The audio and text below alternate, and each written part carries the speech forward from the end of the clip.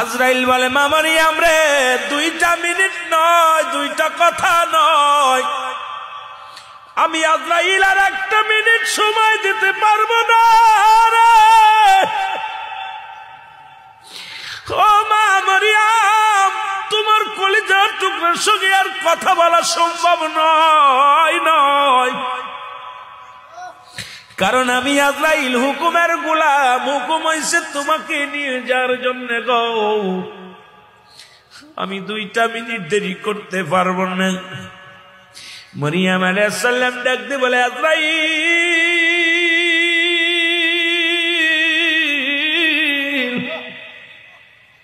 একটু অপেক্ষা কর, আমি বিদায় নিয়ে যাব, আমি তোমারে বাধা দিব না।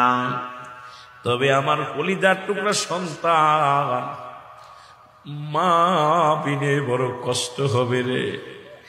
আমি সারা পৃথিবীর মধ্যে আর কেউ নাই, আমি আমার কলিজার টুকরা সন্তানের 2টা কথা বলার সুযোগ করে দাও। আজরাইল কয় মা মারিয়াম,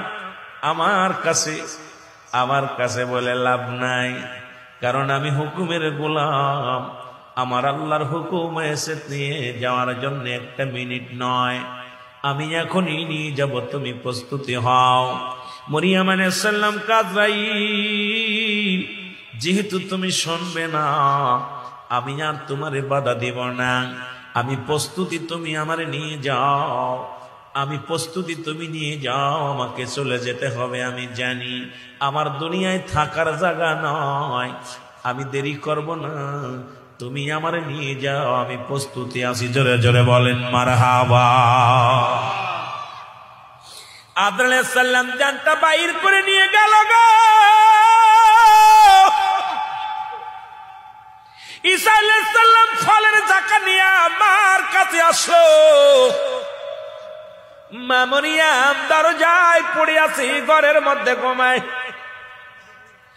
ঈসা আলাইহিস সালাম ফলের ঝাঁকা নিয়ে সামনে হাজির গো।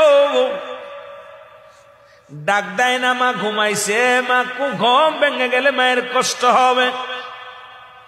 ফলের বাস্তাগুলো, ফলের ছাকাগুলো রেখে দিলেন মায়ের শীতানে, রেখে দিয়ে অপেক্ষায় আছে কখন মা উঠবে, কখন মা খানা খাবে।